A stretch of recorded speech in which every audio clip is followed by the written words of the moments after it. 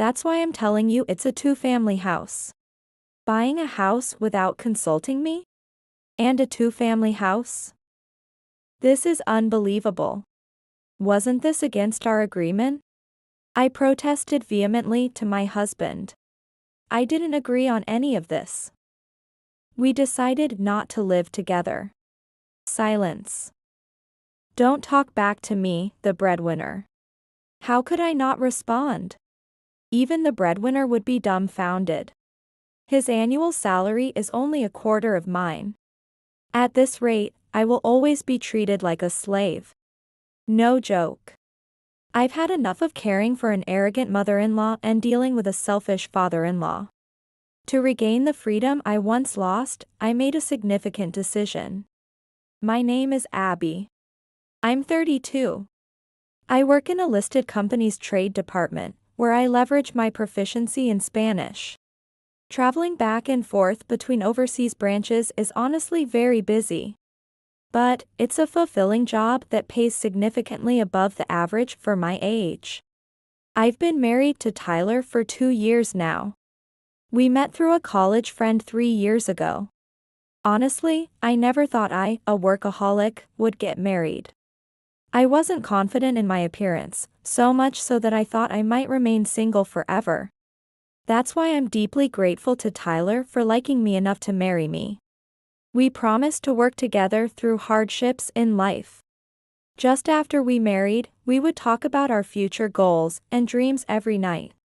I want to buy a house. A big one with a yard.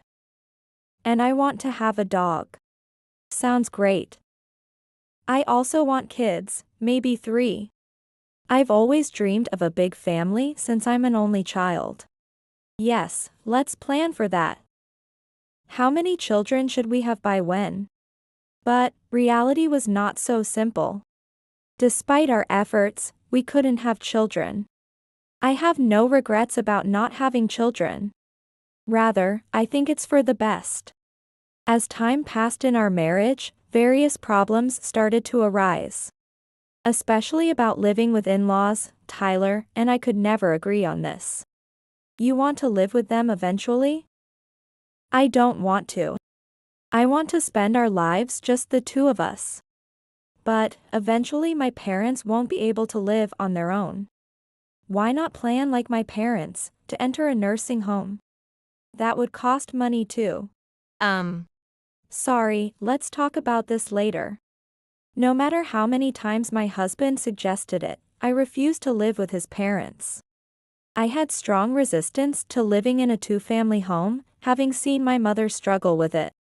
My grandmother, who lived with us, wasn't exactly mean, but she was strict. My mother often sighed and didn't seem very happy. Abby, when you get married, live just with your husband. I was told this so many times.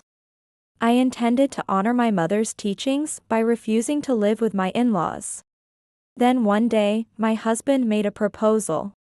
I'll give up on living together for now.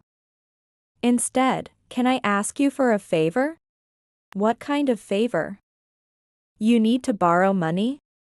No, I need your help at my parents' house just for Saturday. Just the other day, my mother-in-law fell down the stairs at home and hurt her back, making it hard for her to do household chores. Weekends are precious time for my relaxation. It's hard to give that up to take care of in-laws.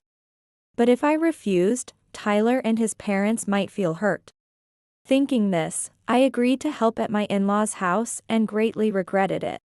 They were among the most troublesome people I had ever met. My mother-in-law Helen loved casinos and slot machines more than anything. I had never been involved in gambling before, and we were completely different types.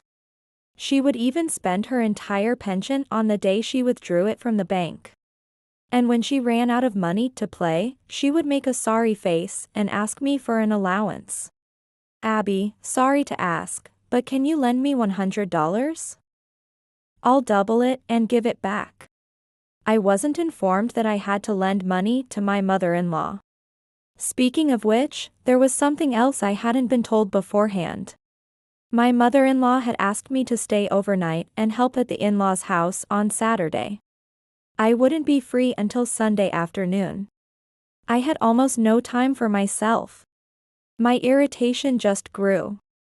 I never saw the money I gave to my selfish mother-in-law doubled and returned.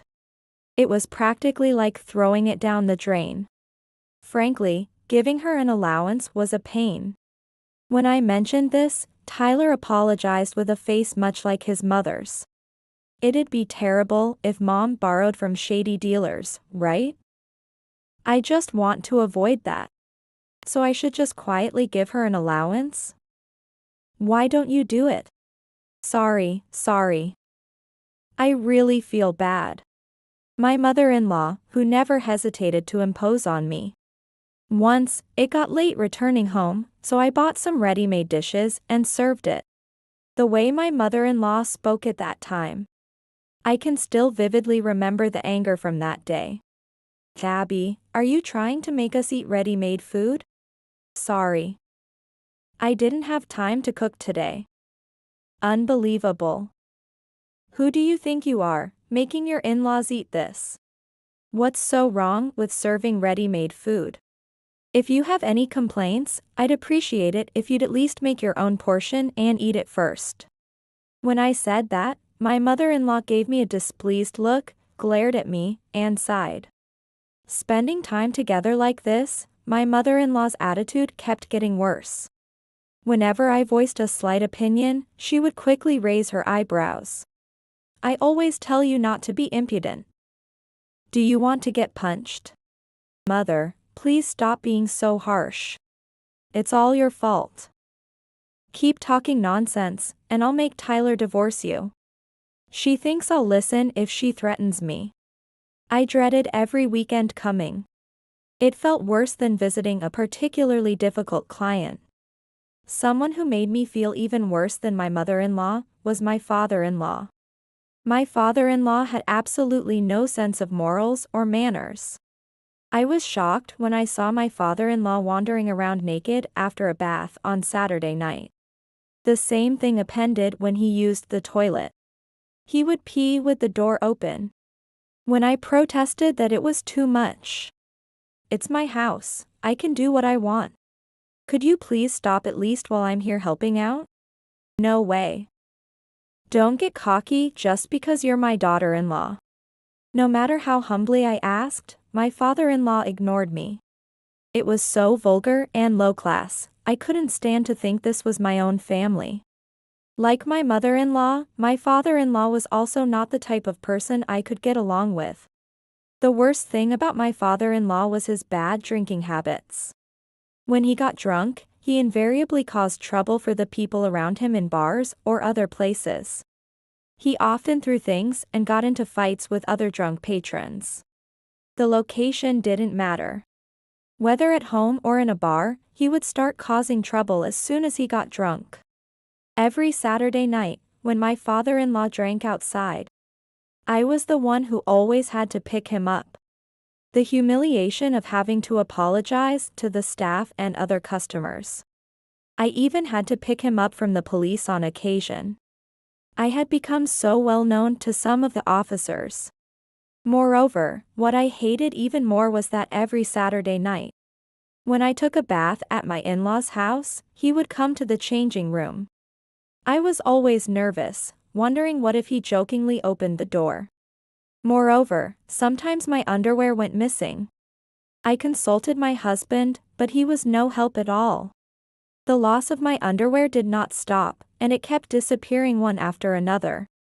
Because of this, I had to take my own measures for self-defense. As you can see from the episodes with my in-laws, my husband was incredibly unreliable. Since he couldn't speak up to either his father or mother, he certainly couldn't express opinions on my behalf. Yet, he acted all high and mighty towards me. A year into our marriage, he had changed completely. Hey, I quit my job, you know. What? Why would you make such a big decision on your own? Why bother consulting you? I'm going to do what I want. Saying this, my husband became a self-proclaimed programmer. He started taking jobs online. How much can he earn a month? What kind of work is it? When I asked him these questions, he looked annoyed. Shut up. I'm gradually increasing my clients. You should have resigned after ensuring a stable income. You're annoying. Don't complain about everything I decide. It was clear that he was depending on my high salary. When we got married, we opened a joint bank account in my husband's name. And we deposited money into it every month. Ever since my husband became a programmer, the money in that joint account had been decreasing rapidly. When I asked what he was using it for, my husband only gave vague replies. I spent it on meetups with fellow programmers and stuff like that. After a while, my husband hardly looked me in the eyes anymore. There must be something shady going on. Just when I thought that, my husband's affair came to light. It was told to me by a mutual friend who had attended our wedding. I was so furious I couldn't stand it. Naturally, I started thinking about divorce. I had run out of patience with my in-laws as well. I had come to think this marriage was a failure. It was during this time that I was scheduled for a month-long business trip overseas. The destination was Spain. I would stay at a branch and participate in an ongoing project there. I was so happy to be alone for the first time in a long time. Who could have imagined what was happening when I returned home? A month passed quickly, and when I returned home, shocking news awaited me. I bought a house. It's the home I've always dreamed of. A 3-room house with a garden. You're happy, right? And it's a duplex. Now we don't have to visit my parents' house anymore. Huh? Wait, I don't understand. You bought a house. What kind of house did you say it was? I told you, it's a duplex. I didn't agree on any of this. We decided not to live together. Indeed, we had talked about wanting to buy a house someday. We talked countless times about wanting to live in a detached house with a garden and have a dog. But I was sure we agreed not to live together with the in-laws. I repeated it many times. But... Shut up. Don't talk back to me, the head of the household. After all, I'm the one paying $200,000. What kind of head of the household? I earn far more than he does. He's fully intending to leech off me. And then, I noticed something unbelievable in the real estate documents. Neither my in-laws nor my husband seemed to have noticed. What kind of contract had they signed? It's unbelievable to make such a major misunderstanding in a real estate purchase contract. The bill was $2 million. Huh? What are you talking about? $2 million? What's that about? That's what you said about the house you bought. It's written right here, isn't it? Huh? What? What does this mean? The color drained from Tyler's face. What do you mean? It's just as it sounds. It seems Tyler bought the house through a real estate agent claiming to be an acquaintance of his father. However, it was later revealed that he didn't know any such real estate agent. Perhaps he forgot due to drinking, or it might have been a scam. Tyler ended up buying a house for $2 million because he was deceived. I suppose saying you didn't intend for it to happen won't cut it, huh? What? Isn't there something like a cooling-off period? I wonder. It doesn't seem like the contract is that easily breakable. The property is a 3-story reinforced concrete building in a quiet residential area in the city center. With good sunlight. The interior and exterior renovations are complete, and it looks as clean as a new building. It has a garage on the first floor, is not far from the station, and is close to supermarkets and hospitals. If it really was $200,000 under these conditions, it would be a steal. In fact, it's unbelievable. Tyler is shivering as he stares at the documents. I had run out of patience with him.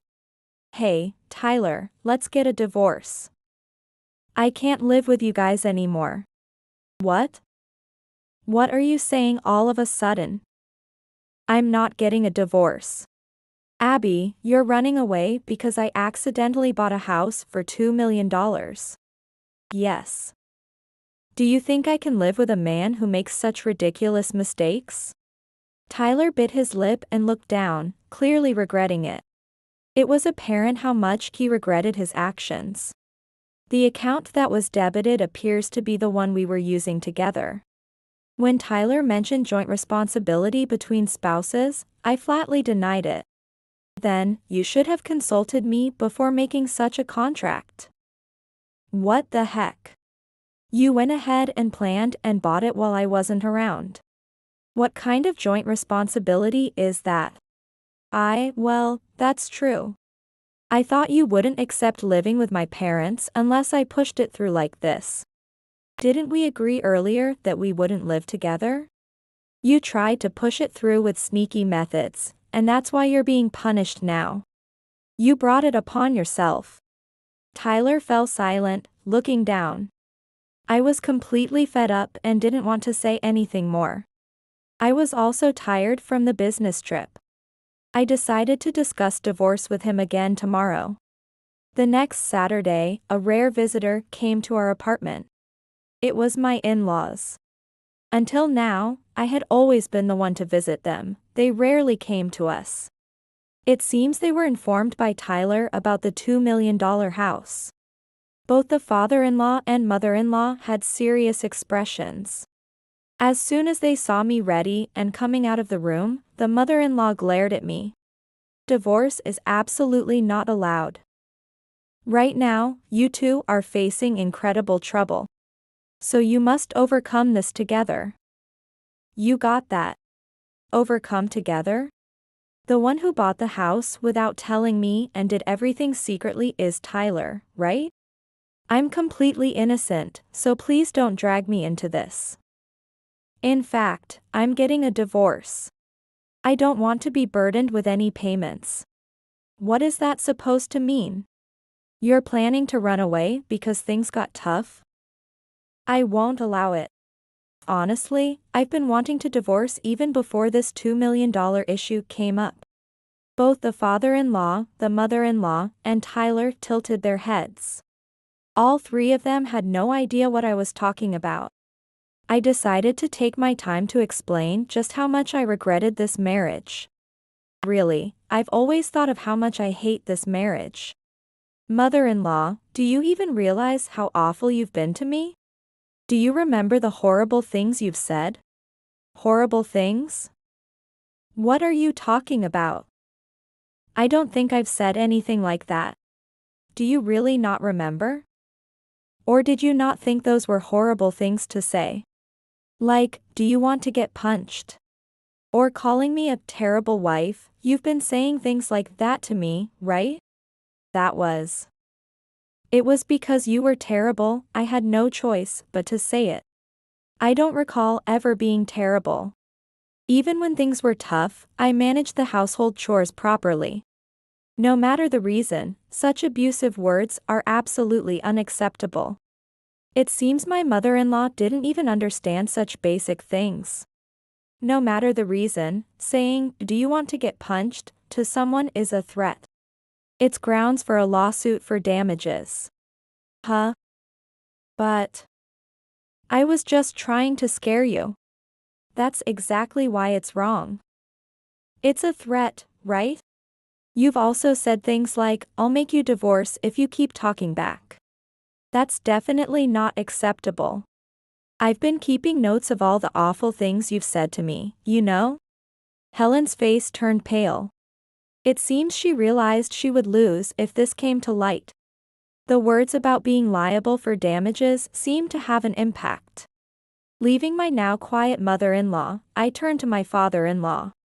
And you, father, remember? I've been greatly troubled by you as well. Troubled? Nonsense. I never intended any of that.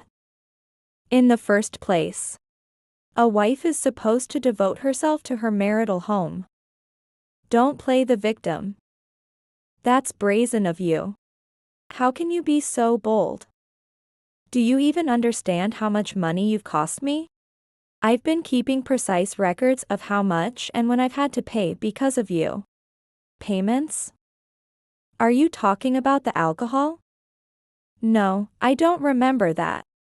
Don't drink to the point of losing your memory. I've said that many times, but it seems my father-in-law doesn't remember it all. He often broke things in the bar when drunk, adding up the cost of meals and compensations for damaged items. I've spent over thousands of dollars because of my father-in-law. It's truly a case of a many a little makes a mickle. Hearing this, my father-in-law's face looked like he was about to cry. Are you saying I should pay that back? Don't say such harsh things. Aren't you a wife? Like I said earlier, it's the wife's duty to devote herself to her marital home. Isn't it? No, it's not. Who on earth decided such a ridiculous thing? Just listen and pay it back. It's not just about the money, you know? Father, you've stolen my underwear several times, haven't you?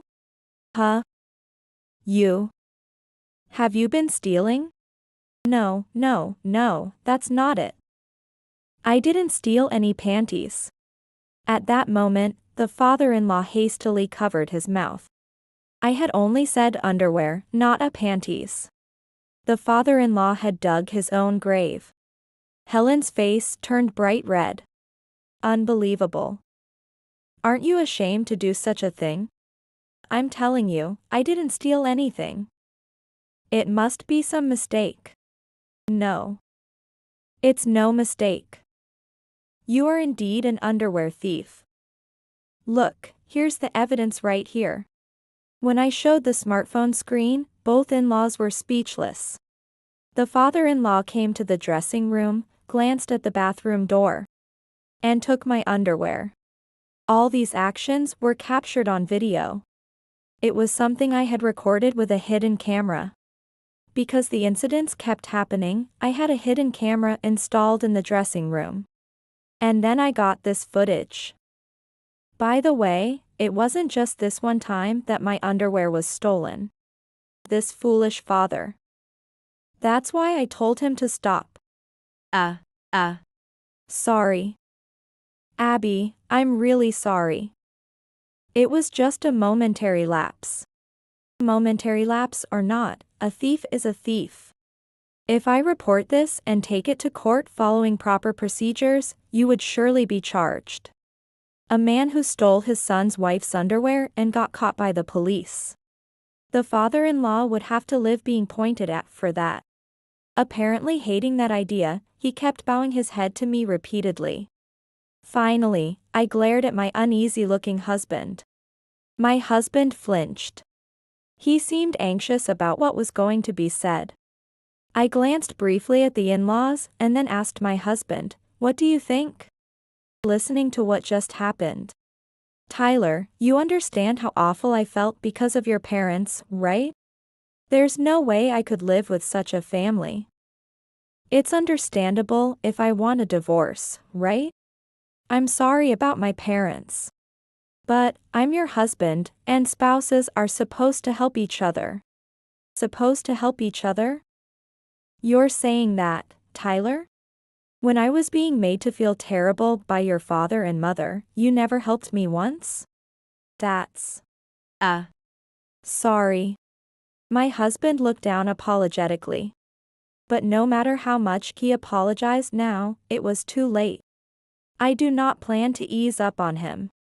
And not only did you not help me, but you also had an affair, right? What? That is... an affair? Tyler, did you really have an affair? Hey. This is way over apologizing. Tyler, you can't say anything about us. What are you thinking, having an affair while you have a wife like Abby? The in-laws, who were quick to blame their son while ignoring their own faults. But Tyler couldn't talk back. The affair was a fact. I explained that I had hired a detective agency to investigate my husband's infidelity. The people I hired are professionals. They've got solid evidence of the affair. Sorry. Abby, I'm really sorry. It's too late to apologize. I'm going to claim damages for the affair, Tyler. Maybe I should add the detective agency's fee too? It's not like a little more debt will matter when there's already about $2 million in debt, right?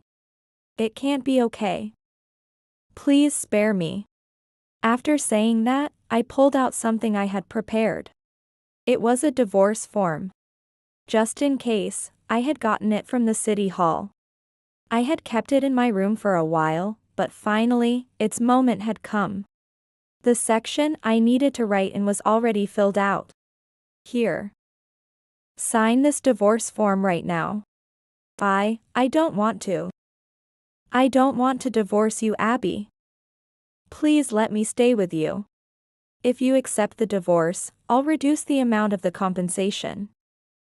How about that? Huh? Really? It seemed he began to think about how he could minimize his losses. But he couldn't make up his mind. He sighed and shook his head.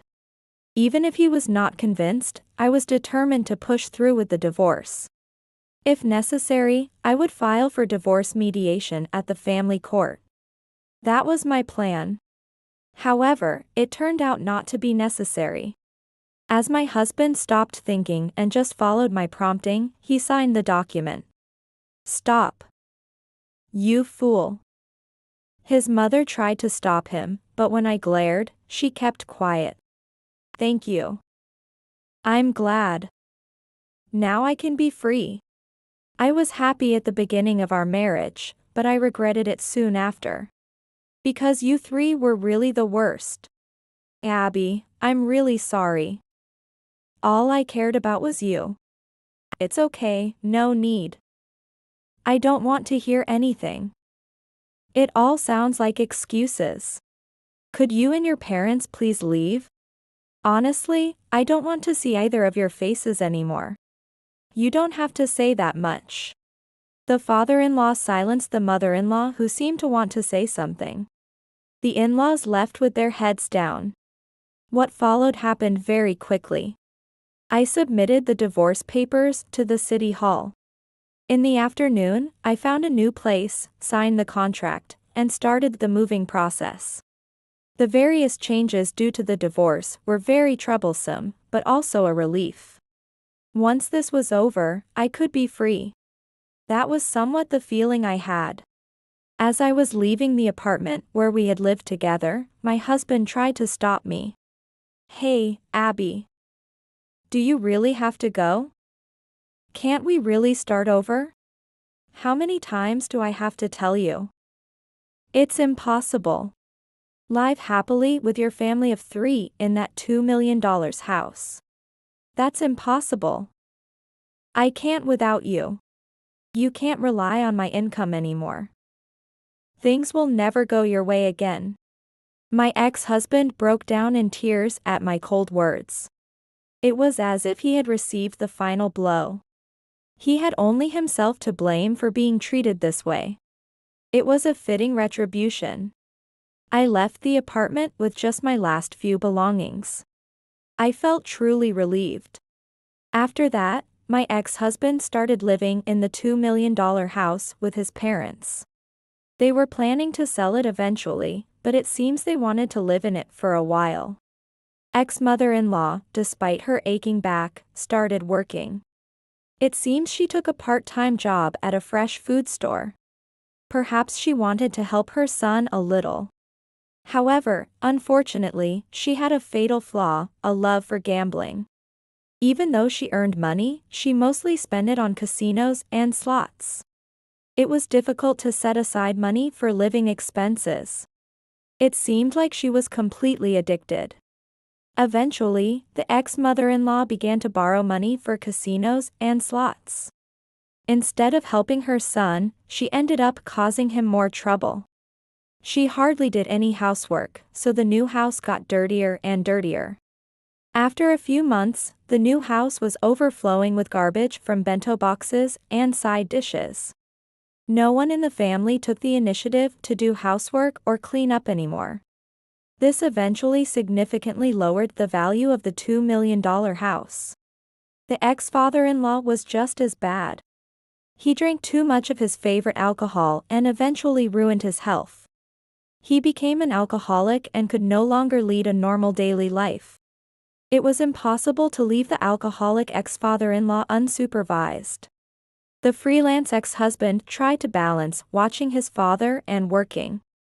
However, the ex-father-in-law would sneak out of the house behind his back and go get alcohol. Since he wasn't given any money, he often shoplifted at stores. Each time, my ex-husband had to go pick him up, apologize to the store manager or police, and take his father home. He must have gotten tired of such days. Eventually, the ex-father-in-law was put into a facility. It seems the ex-father-in-law accepted this decision. He might have thought it was better than continuing to trouble his family. Now, the ex-father-in-law lives in a group home recommended by a specialized medical institution.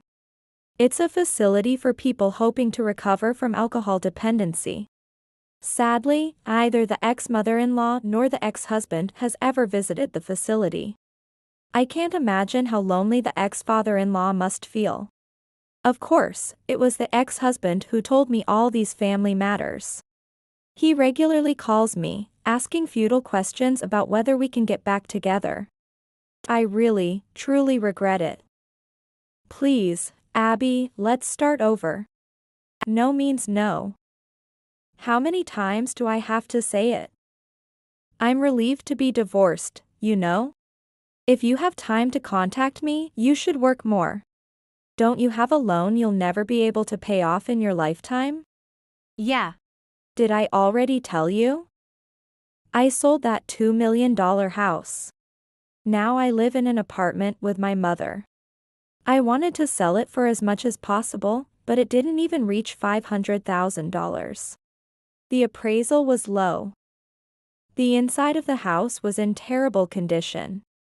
He talks as if it's someone else's problem, but he's to blame for not taking the initiative to clean. The new house became increasingly dirty as no one did the housework. The garbage from the bento and side dishes attracted many undesirable insects and mice. Because of this, the inside became even dirtier, and eventually, the neighbors reported it due to the bad smell. When the police arrived, there was reportedly a significant stench of decay coming from the house. Thinking such a house would sell for a high price was a huge mistake. The neglect of the house by the ex-in-laws and ex-husband is to blame. The remaining loan is $1 million and several hundreds of thousands. Even I, who consider myself a high earner, am horrified by the amount. I'm busy, so I'm going to hang up now. I have to prepare for a business trip overseas. Oh. Sorry. Then, later. Don't call me again, please. Just hearing your voice makes me sick. Besides, I'm seeing someone now. I don't want to cause him any unnecessary worries. You understand, right? I understand. Sorry. Pushed away by me, my ex-husband apologized with a lonely voice. I was the one who hung up first. It feels like everything is finally over now. I'm going on a business trip overseas. My current boyfriend, like me, travels both domestically and internationally. We respect and admire each other's values, and I've met someone truly wonderful. If it weren't for my marriage to my ex-husband, I might not have met my current boyfriend. In that regard, I might owe my ex-husband a little gratitude. Having had such terrible experiences, I want to be 2 or 3 times happier now. I am spending my days positively with that feeling.